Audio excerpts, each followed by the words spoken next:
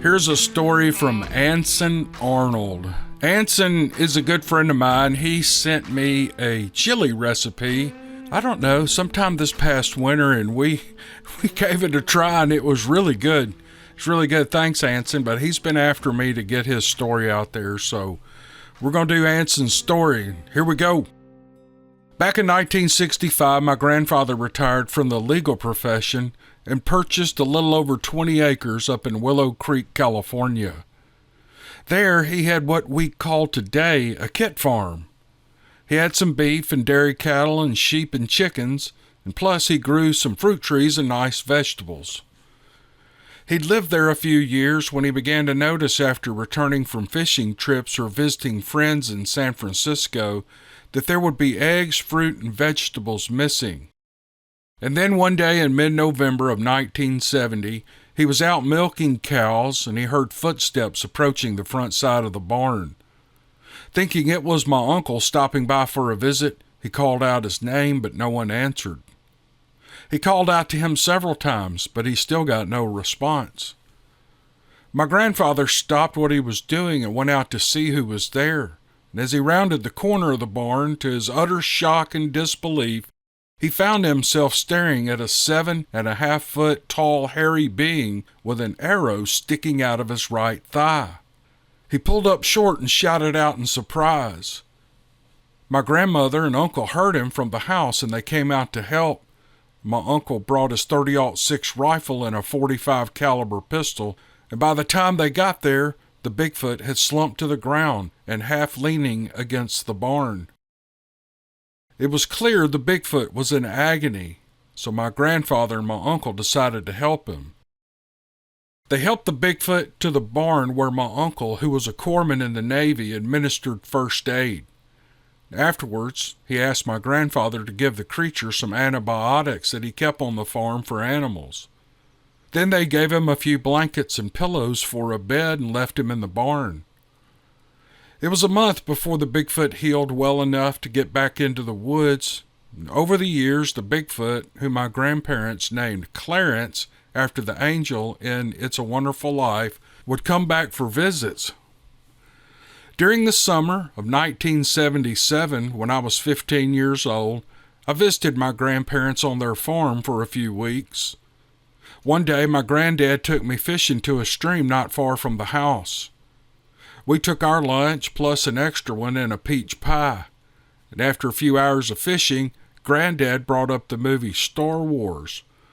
I told him I had seen it a few weeks earlier, and he asked me if I wanted to see a real-life Wookiee. I gave him a whatever look and said, "Wookiees are make-believe, Grandpa. They're only in the movies." "Watch and learn," he answered, and he put down his pole. He picked up the extra lunch and the peach pie, and he carried them across the fallen tree that lay across the stream and set them down on an old stump. He crossed back over to my side of the stream, and he picked up his pole again. "Clarence," he called, "it's lunchtime." We sat there in silence for a few minutes while I tried to figure out what Granddad was up to.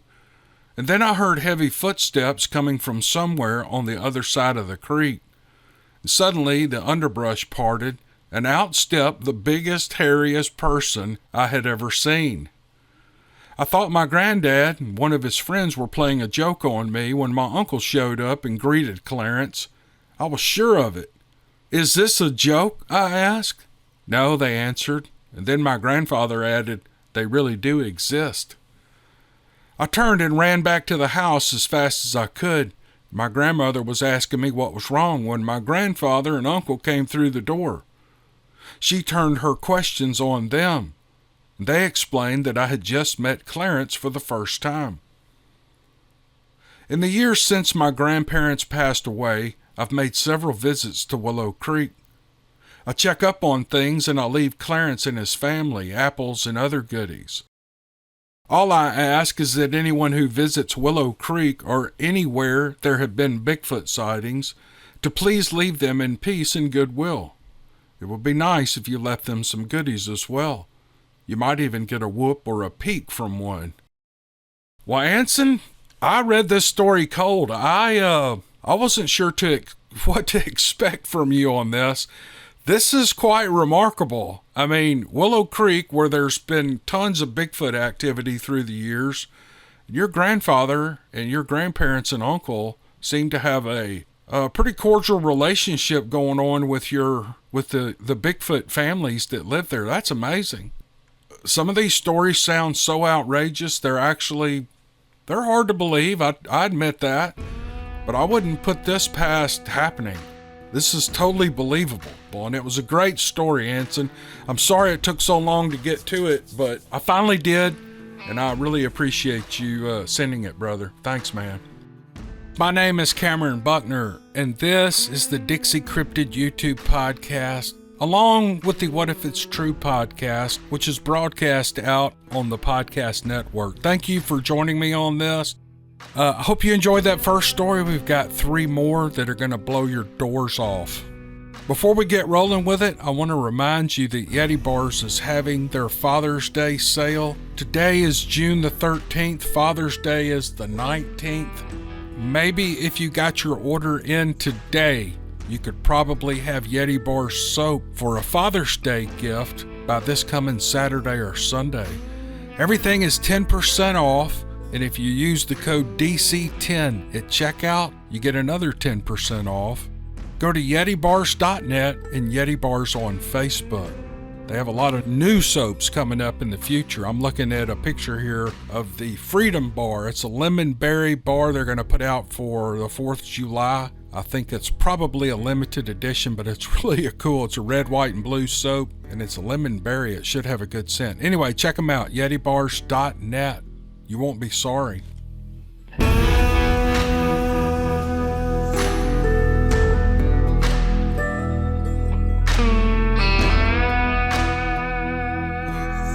This is an email from Jamie, and here's what Jamie writes. I hope this message finds you well. I have a story I'd like to share. It's an old story from my childhood that new information was recently brought to light. This is the true account of that event. You may share my story, and you may use my name. My name is Jamie. She gives her last name, but I'm not going to put that out there. In southeast Ohio, there is an abandoned Girl Scout camp deep in the forest, miles from nowhere special, with just cornfields and cows as far as the eye can see. Very few people know it's there, and even less know what happened to cause the permanent closure. I know why, because I was there. I was a scrawny little scrap of a girl in the summer of 1978. Now don't get the mental picture of a sweet innocent little girl in pink ribbons, because that wasn't me. I was wild and dirty, with hair that hadn't been brushed in way too long, and I was covered in bruises and scrapes from head to toe. I spent all my time running the backwoods, and at this point, I hadn't known fear of anything. It was time for another Girl Scout camping trip out to the falls, and this turned out to be the last camping trip there. It was a bit like boot camp. Our dedicated leader, Patty, was committed to our education of the wilds and growing to be strong, independent young ladies. I was always grateful for this when I got older. Patty insisted that we carry our own gear to the campsite ourselves from the parking field. This was her rule from the very first camping trip, and I swear she did this to weed out any girly girls from ever coming back. Well, it worked, and many girls did not return for any other camping trips. It was only 2 miles, but as a 45-pound kid, it felt like forever. There was a hill in the trail that went straight up for half the journey, and I took this hill as my own personal challenge. I was going to make it without a break, ahead of everyone else, even if it killed me. The other girls whined and complained and had to set down their packs for breaks several times. We were all supposed to stop and wait if one stopped, but I refused. I just kept walking. I was determined to conquer the hill. As I reached the top, I saw a snake cross the trail. I set down my pack and I caught my breath, and I tiptoed up to the snake and I grabbed him behind the head, the way I had done 100 times before, and I sat down on a huge rock to wait for the other girls. I could hear them still whining and trying to make their way up the hill. I stroked and admired the beautiful snake in my hands while tuning out the noise of my friends. As they became visible, it struck me how funny it would be if I scared them all back down the hill using the snake. I smiled at the thought of them having to climb the dreaded hill twice, so that's exactly what I did. My best friend Tracy was the first of this bunch of girls to clear the top. I held the snake up to her and she just rolled her eyes and said, "You're going to get bit." The other girls did not disappoint. I ran up to them with the snake outstretched in my hands, and they took off like a shot back down the hill screaming, "Copperhead, Copperhead!"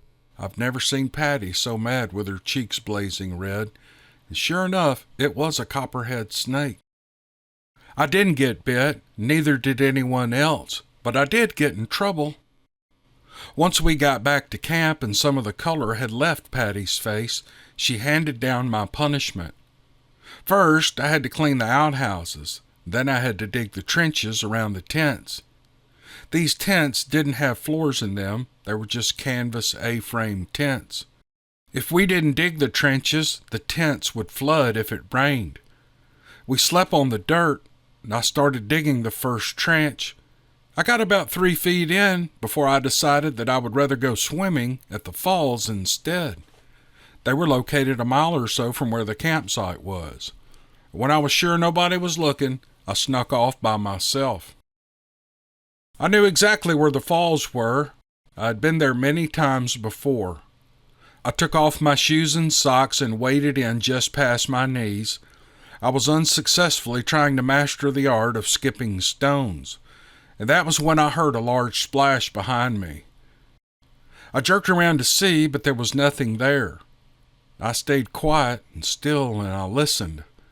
I really thought that I had got caught sneaking off and somebody had found me. There was another splash right beside me, bigger than the last, and someone was throwing rocks at me. I remember that I was afraid. It was the first time I ever felt like that, and my head got that prickly feeling, and I began to sweat. I was frozen in one spot. I knew something or someone was watching me just out of sight. My eyes darted around searching for movement.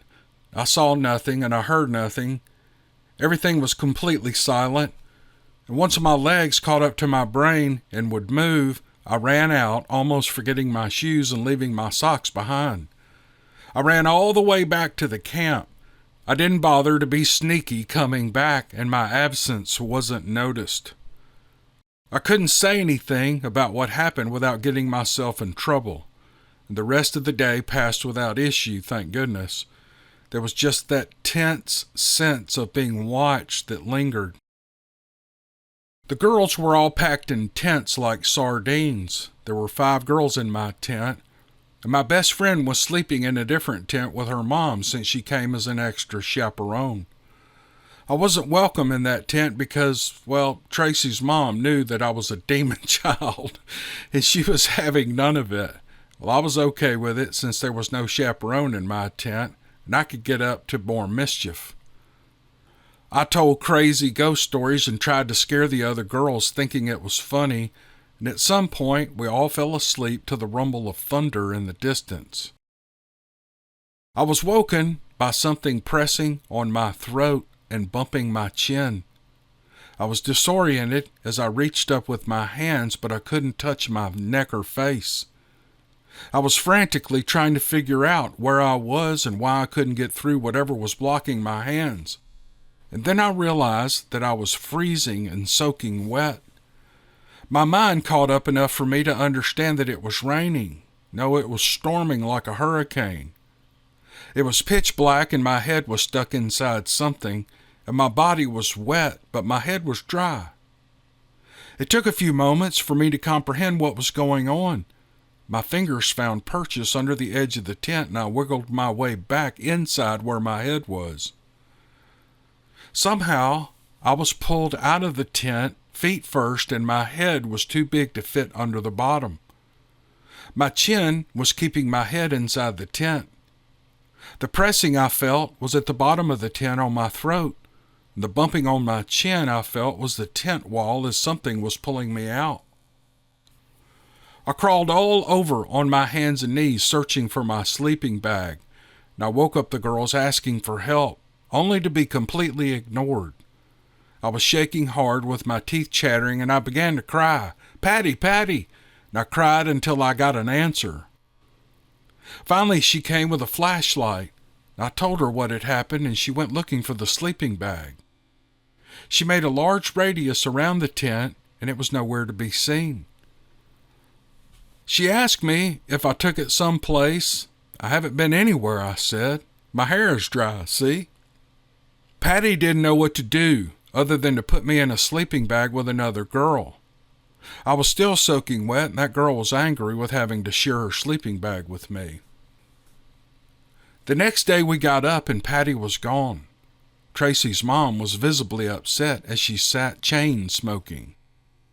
After an hour or so, Patty returned dragging my sleeping bag in shreds. "Pack it up, girls, it's time to go home," is all Patty would say when asked what happened. Our parents were told that we came home early due to the storm the night before. We never went camping again at this campground. To this day, Tracy is still my best friend.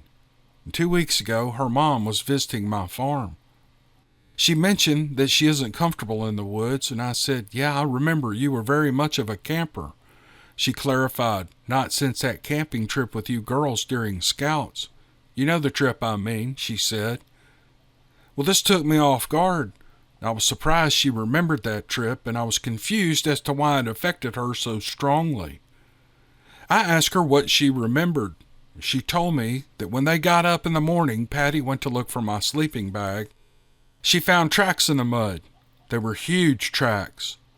Patty had followed the tracks up the mountain 3 miles, and that's where she found my sleeping bag, and it was ripped to shreds. That is why they closed the camp. None of the parents were ever told. I'm guessing the owner of the footprints thought I was sleeping in the sleeping bag. With the extra weight from the rain, the bag would have felt occupied. The rain saved me in that aspect, and I believe some kind of creature had been watching me from the time we arrived at the camp. It had followed me to the falls, and it threw rocks at me. I think it waited for everyone to fall asleep, and it tried to pull me out by the sleeping bag. I imagine it was upset to find my sleeping bag empty once it got up the mountain. I didn't let this experience affect my love of the woods, but of course, I just recently found out about the footprints. I will be much more cautious with my grandkids in the wilderness. Man, that is such a good story. That is, a whole Girl Scout camp shut down because of this person's experience. It's unreal, and she didn't even know it. She didn't even know it until many, many years later. I don't even know what to say about that. That's just an amazing, amazing story. Thank you, Jamie, for sending that. I came across this, and sometimes I'll read the first 2 or 3 paragraphs, and if they're written pretty good, I just start reading them. I turn on this recorder and I start reading them. It's kind of a time issue, and I had no idea what was coming at the end of the story, and this is fascinating. It's unbelievable. It's believable, but it's, so to speak, unbelievable. It's awesome. Thanks, Jamie. Thank you again. My name is JR. I'm a 68-year-old recently retired real estate professional who was a child of the 50s. I was born and raised in Northwest Louisiana. I look back now and I realize that those were the best of times. I grew up in a typical middle-class neighborhood in the city, and life was fantastic. Memories of my first encounter happened when I was 8 years old. I had a bad case of the measles, so my mother quarantined me in a small bedroom in the center of the house. It was a fitful night. I was awakened by a dim light in my bedroom, and my eyes began to focus. Coming out of the bedroom walls were what appeared to be giant termites, probably 5 or 6 of them. The insects looked to be 3 feet tall and had large almond-shaped black eyes. Their bodies were translucent. They surrounded my bed, and suddenly a larger entity came through the wall and stood at the foot of my bed. I remember feeling paralyzed. The last thing I remember is waking the next morning. The next night was a repeat of the previous night. I remembered screaming for help the night before, and no one came. I screamed the second night, and it brought no help either. I later questioned my mother, and she revealed that she had heard nothing, and she told me that it was probably just the fever. Fever or not, about 3 days later, I developed a sore spot on the inside of my right lower leg. It became infected and started to hurt, so my mother took me to the family doctor. He was a small-town doctor, and he looked at the spot on my leg. He drained it when he noticed a foreign object embedded in my leg. He didn't seem to be too concerned about it, and he matter-of-factly probed around and removed an 1/8 of an inch sized chunk of metal. I'll never forget the clank it made in his specimen tray. It was shaped like the tip end of an 8-penny common nail. Was it some type of tracking device? He bandaged my leg up, and I was left with a scoop-shaped scar to this day. My next encounters occurred when I was a teenager. They all happened at night. The same termites would appear, and I remember intense physical encounters with what I thought to be female entities. These continued for several years. I graduated from college in 1973. My first real job was a manager trainee for a major drugstore. Starting in Baton Rouge, Louisiana, I worked my way up to assistant manager and was promptly transferred to what we lovingly call the beach. This was the Gulfport, Biloxi, and Ocean Springs area of Mississippi. I was assigned to the Gulfport store as their new assistant manager. There, I met Gig from the Biloxi store and Jack from the Ocean Springs store. We were about the same age, single and full of spit and vinegar. We made exceptionally good money for that time, and we enjoyed spending it. The 3 of us worked the same shift. One night after work at 9:30, we decided to meet at a local watering hole somewhere in Biloxi, which is halfway between Gulfport and Ocean Springs. As we got to the club, there was an announcement on the radio. There was a UFO that was sighted in Pascagoula, Mississippi, close to the Naval Yard. We knew exactly where that was because we had crabbed in that area. We decided to check it out, and we climbed into one car. By the time we got to Pascagoula, the place was crawling with naval officers and federal agents. Needless to say, we could not get close. But we later found out about the 2 fishermen who were supposedly abducted by aliens from the wharf. We later heard accounts of extremely fast-moving lights in the bay that were tracked by the Navy and never explained. This went on for about a week. The feds kept a tight seal on the area for some time. I met my wife in the summer of 1981, and we were married about a year later. I was 30 and she was 28. City boy meets country girl. We decided to try to find a place in the country away from people, and we purchased a 40-acre tract of hardwood timber surrounded by 6,000 acres of timber company land. The property was located about 30 miles north of where we grew up. We fell in love with the place at first sight. The property was mostly an old-growth hardwood bottom surrounded by ridges on the north, west, and south boundaries, with a 3-acre clearing on the southwest corner. Basically a 40-acre bowl in the middle of the woods.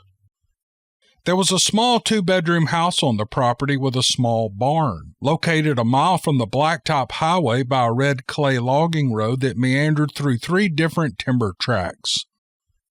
Our nearest neighbor was 2 miles away, and the road was pretty bad and accessible only by four-wheel drive. You've probably heard of the Boondocks. Well, this place was on the other side of that. My wife called it her Beulah land. We settled into the country life and we embraced the serenity and beauty of nature's bounty. Life was good, and our friends commented on the fact that we were joined at the hip because we hunted, fished, gardened, and golfed together. I worked in the family business and my wife worked for the school board. We were busy living life and never really gave much thought to the episodes that I recounted earlier in this writing. In fact, I've never told her about them. And then this happened. While on a shopping trip to town, we stopped in a local bookstore to get a gift for a relative. While cruising the aisles of the books, I was taken aback by the cover of Whitley Strieber's book, Communion. The black eyes of the gray alien on that cover made me break out in a sweat, and a flood of memories overwhelmed me. I had to sit down. There it was. It was the termite. They were real and not a figment of my imagination. Sparks of memories were flashing through my head like a lightning storm when I recognized a familiar voice asking, "What's wrong? What's wrong? You look like death warmed over." I looked up and saw the most worried look on her face. I couldn't speak. I just pointed at the book on the shelf, and she turned and stared at it for a few seconds and then turned back to me with a puzzled look on her face. I could see her mind racing. I gathered my wits and I told her, "We've got to get that book," and I bought it. She started reading the book aloud on our 1-hour trip back to the house. We later finished the book and didn't really say anything about it for a day or two. I guess I had to digest what we had just read. I asked, "What do you think?" And she said, "I don't know, but some parts of that book really scared me, especially the train trip to Texarkana." "The train trip?" I asked. "Yeah, the one Strieber talked about in his book." She recounted her story. She attended the 2nd grade in a small town about 30 miles north of where I was raised. She remembers being very upset about a train trip her class was to take to Texarkana, Texas, about 40 miles north. She didn't want to go. She recalls crying as she boarded the train with her classmates who were mostly excited about the adventure. She remembered getting on, but she couldn't remember getting off. Hearing her story made my blood run cold. My mind was spinning as I began to recount something that happened to me. My 4th grade teacher's husband was a porter for the KCS Railroad. Amtrak did not exist at that time, and the only passenger service was on this railroad. The train ran from my hometown north to Texarkana, Texas, which was a major hub for that line. I remember the teacher's husband had come to class to talk to us students about his job. Subsequently, a field trip was planned for our class to ride the train to Texarkana and then turn around and ride back home. On the morning of the trip, I recalled getting off of the school bus at the station depot downtown. It seemed like a lot of mass confusion to me.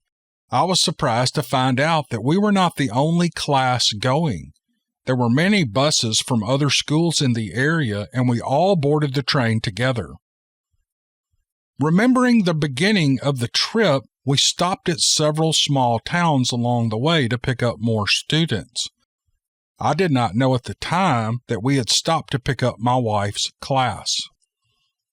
Neither of us could remember the trip back nor ever arriving in Texarkana. There were 4 to 5 hours of missing time. I awoke the next morning feeling very tired. Why? I don't know. I was 10 years old. I then told her about my experiences as a child with the termites and that Strieber's book had jogged my memory of them. I also relayed other encounters as a teenager on camping trips with the scouts, such as strange lights, unusual crafts, and periods of missing time. She seemed to believe me and told me of an incident that happened to her as a young teenager. She grew up in the country living with her mom and dad. Her older brother had gotten married and moved on. She recalled having a rough night and woke to find her undergarments neatly folded and lying on top of the foot of her bed. What the hell? We spent many hours comparing our stories and contemplating their meaning. We began to read everything we could find on the subject, trying to find answers. There was no internet back then, so books were our best resource. We tried to come to terms with the coincidence of our singular encounters, and it was difficult at best. On an autumn evening in 1995, we had a joint encounter. While watching television that evening in the living room of our newly completed log cabin, I noticed a bright light from the window that overlooked the small pasture beside the house.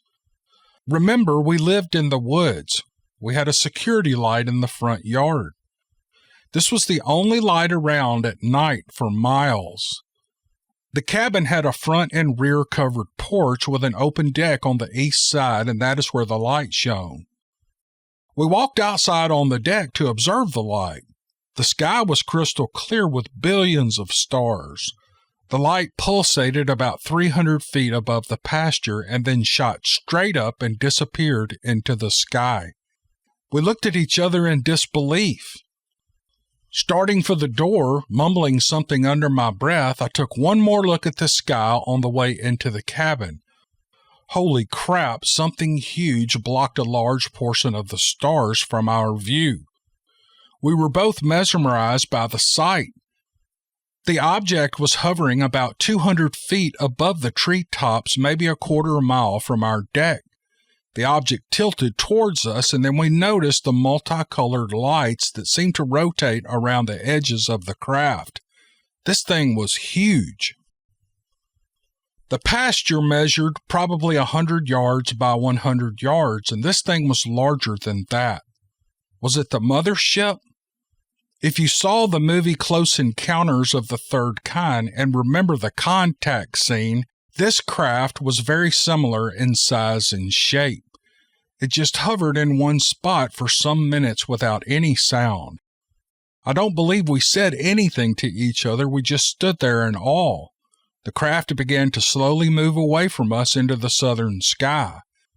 The encounter lasted approximately 20 minutes until it disappeared out of sight. Upon entering the cabin, I noticed our 35mm camera sitting on the TV stand near the front door. It stayed there because there were always interesting things to see in the forest. Mother Nature at her best. Neither one of us ever thought about grabbing that camera.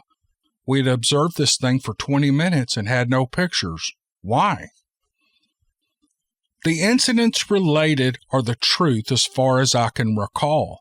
I have lived half of my life with these suppressed memories. Strange events have haunted me, and it took a photograph to bring it all to reality. Stryber's work, Communion, is supposedly a true story. I, for one, believe it is.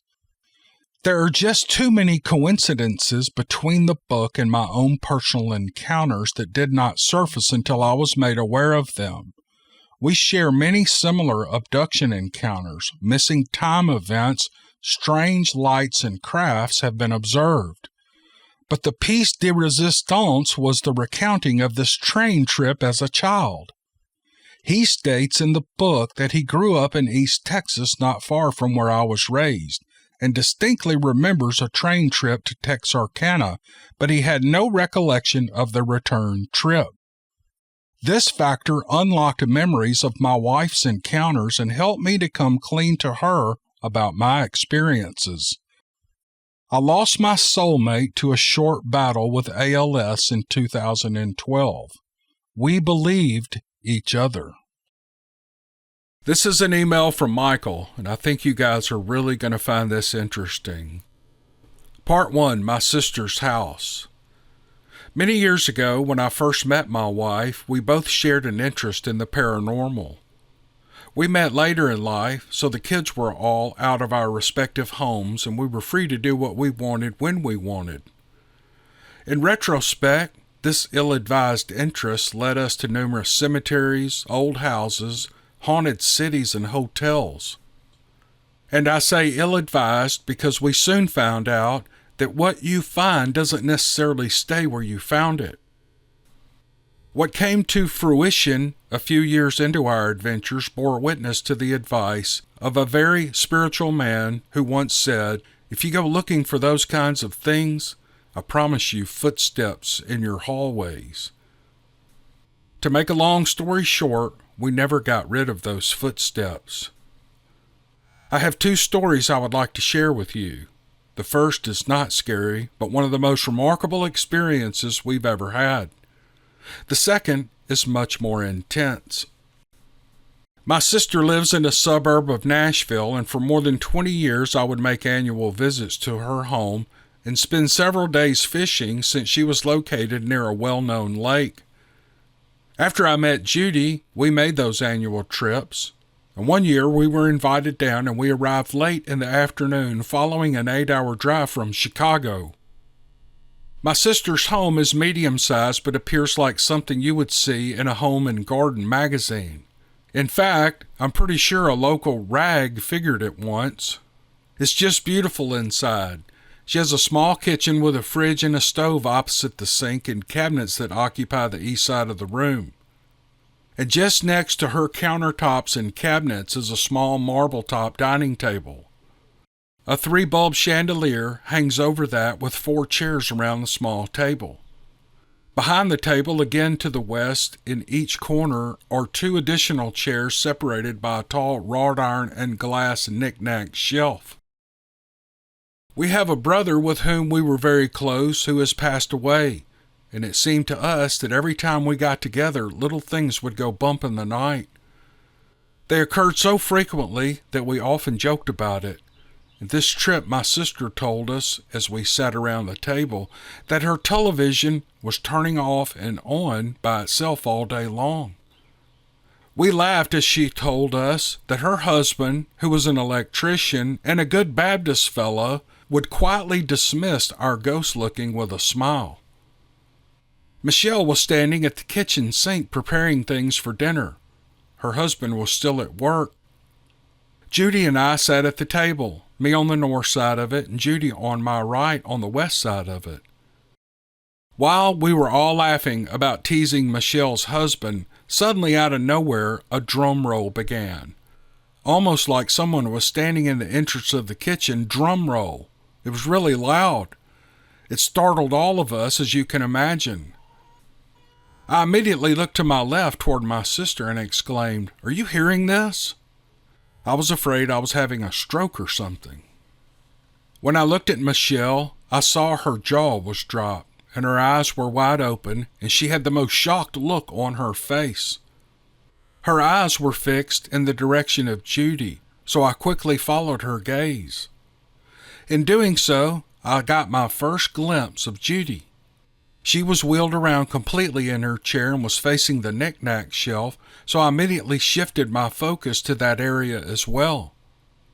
All along this time, the drum roll continued and was still deafening. And that's when I saw the unbelievable that Judy and Michelle were fixed upon. On the shelf at eye level with Judy lay a crystal about 4 inches long, round like a small log about an inch or so in diameter. It was levitating up off the glass shelf about an inch. The crystal was vibrating so that each end of it was alternately hitting the glass shelf, and it was doing this with such fury and speed that it was the source of the drum sound. The incredible nature of what was going on was that as fast as that thing was hitting the glass, it was not damaging it at all. And then it was done. Right before us, it plopped down and remained motionless. But that's not the end of this event. Naturally, we all went nuts. "Did you see that? Did you see that?" We asked each other and answered yes almost simultaneously. We were flabbergasted. Once we all caught our collective breaths, we started chatting a mile a minute. It was me who said first, "That had to be Chuck, our brother." This calls for further explanation. Chuck was an excellent drummer. We both belonged to the Green Sabres Drum and Bugle Corps from Schuylerville, New York. I'm not sure how to pronounce that town. Growing up, he taught me to play the tenor drum first and then the snare drum. We marched together in the inauguration parade for John F. Kennedy. We took high drum for the best drum line in the Canadian Championships one year, and we spent hour upon hour practicing on magazines that we would lay on my mother's coffee table. I knew it was him, and as soon as I said that, each of the lights in the chandelier above the table went as bright as 200-watt light bulbs, and then they dimmed to normal. Immediately after this display, the light directly above me brightened and dimmed again 3 times. And then all was quiet. It was either my brother reaching out to us or something else trying to convince us it was him. I prefer the former. It was a joyous, albeit stunning, experience. And now here is part 2 of my sister's house. I've already shared some background vis-a-vis our trips to Nashville to see my sister, so I won't reiterate it here. On one of our subsequent trips, Judy and I were invited down to house sit Michelle's place while she and her husband were attending the U.S. Open in New York City. Her husband is a wonderful tennis player. I once was, but football injuries in Vietnam and a broken knee ended that pastime for me. We arrived on Friday afternoon and immediately set about planning our itinerary for Saturday. We planned on spending the day on the lake since I brought my boat along. We would get off the water early enough to rest up, maybe take a short nap, and then head downtown to dinner and hit a few clubs. We executed our plan the next day. We enjoyed a great dinner in Nashville, and we found ourselves in a few clubs dancing and listening to music, and concluded the evening with a horse and buggy tour of the city. The primary difference between youth and age is the stamina to do what the brain wants to. And though we planned on an evening well into the wee hours of the morning, age dictated a return home about 11 p.m. The second floor of the house was a balcony that completely encircles the downstairs living room. So we retired to the bed as soon as we got back home, and we fell asleep as soon as we laid down. It had been a full day for us on the lake and on the town, and we were beat. I rarely sleep on my back, but this night I did because Judy fell asleep on her left side facing me, her right arm across my chest, and I couldn't move if I wanted to without waking her, so I just laid there until I apparently fell asleep. At 3 o'clock in the morning, I felt a stabbing pain, maybe a scratching kind of pain on my right thigh. It not only woke me up, but it startled me at the same time. I am, and have always been since I returned from Vietnam, a very light sleeper. When I woke, I jumped as well, and this woke Judy. Out of reflex, I immediately accused her. "Why did you do that?" "Do what?" she said. "Why did you scratch me? Was it your ring?" Lights came on, and we began to search for what happened. My right thigh had about an 8-inch fresh scratch that started at the outer edge just below my hip and ended above the inside of my knee. It was bleeding just a bit, so we knew it was fresh. And then Judy said, "My rings are on my left hand, which is beneath me. When you woke me, my right hand was holding onto your shirt collar. I sure didn't do that." I must admit that we were a little rattled, so we got up and we went downstairs to have some hot chocolate. We plopped down on the love seat, which is located almost under the balcony that leads to the guest room, and when we sat down, it started. A cocktail party, clinking glasses, multiple voices, and a room full of conversations and laughter coming from overhead emanated from the bedroom we had just vacated. Needless to say, we slept on the love seat that night and changed bedrooms for the rest of our stay. These are just 2 of the events of many that we've experienced, including full-bodied entities. We know paranormal investigations are popular and indeed fun, and we all like being scared, something in our natures, I expect, but we would issue the same caution that we got all those years ago. If one moves forward, be prepared for the footsteps in your halls. Oh, that was awesome. What a interesting story. I didn't know these entities could actually contact you physically. I've read a little bit about ghosts, and of course I've seen the TV shows and things like that, but I had no idea they could actually hurt you. They hurt this man. And the experience with his brother, good grief, I don't know what to make of that. I have views on, the afterlife and things like that, but I wouldn't impose those on anyone because, who really knows? What's funny? People in my family and friends and people I know who have passed on always think they know what's next, and we don't. I kind of envy them, but we're all going to know. We're all going to know what's next, and we'll know if these kind of stories are real or if they're something else. Anyway, Michael, thank you for the wonderful stories. If you say you've had other experiences, if you'd like to send those to us, please feel free. I would really enjoy that. All right, here's one last story I'd like to end this podcast with. It's kind of short, but it's really interesting. But it's from a gentleman who he doesn't give me permission to say his name, but he says call me Sergeant. And this is a story I recently got. And my son was in the Marine Corps, so I'm always interested in these experiences these Marines have. I'll preface this with he was in Nicaragua in the 1980s, and I've heard some guys say that they were down there in combat roles, but I don't know what they were doing. Let's read the story and you can decide. He says, I'm not going to ask you to believe me. Heck, if I didn't live through it, I wouldn't believe this either. But in the 1980s, I was in the United States Marine Corps. I was a recon Marine. We were in the jungles of Nicaragua, and my rifle squad was tasked to man a listening post in the jungle. We arrived at our position in the early evening and began to set up our defensive positions. By nightfall, we were ready to settle in and listen for any troop movement in our area. Around 2 a.m., we heard something big moving in our direction. We were all on high alert. As we sat still and quiet, my E4 got my attention and pointed directly in front of me and said, Sarge, what the hell is that? I looked in the direction that he pointed, and what I saw was what I can only call a demon. It was 8 or 9 feet tall and had to weigh 400 pounds. It had the head of the largest wolf I had ever seen and the most powerful body I've seen on any animal. I'm a lifelong hunter, and I've seen a lot of animals.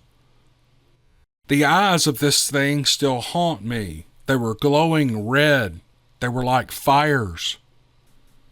What happened next was World War III. We opened up with everything we had, and all we did was back it up. We never even knocked it down. We just backed it up. The firefight lasted for 15 minutes, and the beast was trying to flank us, and we were trying not to get flanked. There was a point that my saw gunner yelled out that if the saw didn't stop, we were going to be toast. But as fast as it had started, it was over, and the beast hit the jungle, and we hit the ammo boxes.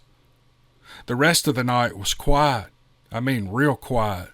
There were no sounds, no insects, animals, human. There was nothing. The next morning, we returned to the AO. My captain asked for a report. Hesitantly, I gave him the honest report. Cap left the tent for 20 minutes and then came back and called my squad together. He was laughing at us when he informed us that the Corps was aware that we were attacked by a jungle bear. I interrupted, Hey, Cap, this is Nicaragua. They don't have jungle bears here, nor would they be that size. Okay, smartass, then maybe it was a possum, but according to the powers that be, it was not, and I repeat, it was not a creature. That means you, Sergeant. Do you get me? Yes, sir, it was a possum. I got it. This is only the second time that I've told this story. The other was to my wife. Please don't relay my name, just call me Sergeant. Thanks, brother. Keep up the good work. Oh, man. That's like what's the name of that movie Arnold Schwarzenegger was in? Predator. That's like a Predator type story. That is very cool.